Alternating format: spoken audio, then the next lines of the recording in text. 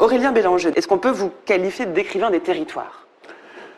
Est-ce que ça a un sens pour vous? J'ai une passion pour les infrastructures et pour les descriptions de paysages qui sont un peu hors champ de la littérature, où on critique beaucoup la littérature française parce qu'elle a du mal à faire sortir le romantisme. Oui, c'est ce qui fait votre originalité. Là, j'essaie d'élargir à des paysages nouveaux et atypiques et raconter ce que ça a pu faire sur l'âme des gens qui les ont traversés.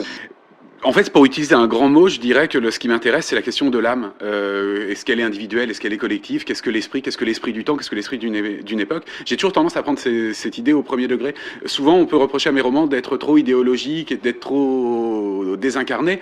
Alors, quelle est notre incarnation principale? Notre incarnation principale, en tant qu'être pensant, ce sont nos idées, ce sont les théories auxquelles on croit, et tout cet univers un peu semi-mental qui flotte, ou parfois se concrétise, devient un réseau de transport, parfois reste purement mental. Donc il me semble que c'est mon objet, enfin c'est l'objet qui m'intéresse en littérature. Quand on survole sur une autoroute un paysage un petit peu déchiqueté du Val-de-Marne par exemple, je sais pas, vers les gares de triage de Villeneuve par exemple, c'est très laid, très bizarre, extrêmement confus, mais on sent qu'il y a eu quelque chose, on sait pas quoi. Et la question du comment est-ce qu'on raconte ces choses qui nous dépassent m'intéresse beaucoup. Oui, il y a aussi la mémoire collective. C'est-à-dire qu'Aurélien cherche dans la géographie de la France d'aujourd'hui des strates, des alluvions de la France d'hier. Et c'est d'ailleurs très beau parce qu'on voit bien que la ville est faite de strates historiques. On peut remonter à la commune de Paris si on se promène dans les rues.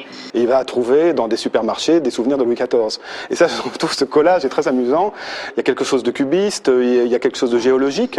Qui laisse penser que finalement le territoire vous inspire même en lui-même et qu'il vous donne même le goût d'écrire dessus. Aurélien Bélanger. En tout cas, c'est là où je stocke mes souvenirs et beaucoup d'expériences de pensée. Donc j'espère en avoir d'autres, mais beaucoup sont territorialisés et étiquetés à des lieux.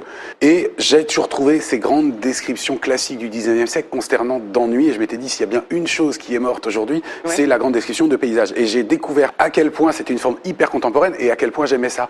La quantité de choses qu'on arrive à raconter par un paysage, si on veut raconter où on en est, par exemple, de notre rapport à la modernité, il suffit de monter sur la butte témoin où il y a le château d'Écouen et de regarder, d'avoir Paris derrière nous, délibérément, et de regarder les avions qui décollent à Roissy, avec des collines artificielles qui sont des buttes de remblais, avec des déchetteries, avec des lignes à haute tension qui se perdent de loin, et des plateformes logistiques gigantesques. Et juste en décrivant ça, on arrive à raconter un tout petit peu de l'âme occidentale, avec une extrême précision. Et la ville vous sert à décrire le monde. Alors, ça marche parce que c'est une description qui n'est pas complètement impressionniste, où derrière, on arrive à dissimuler...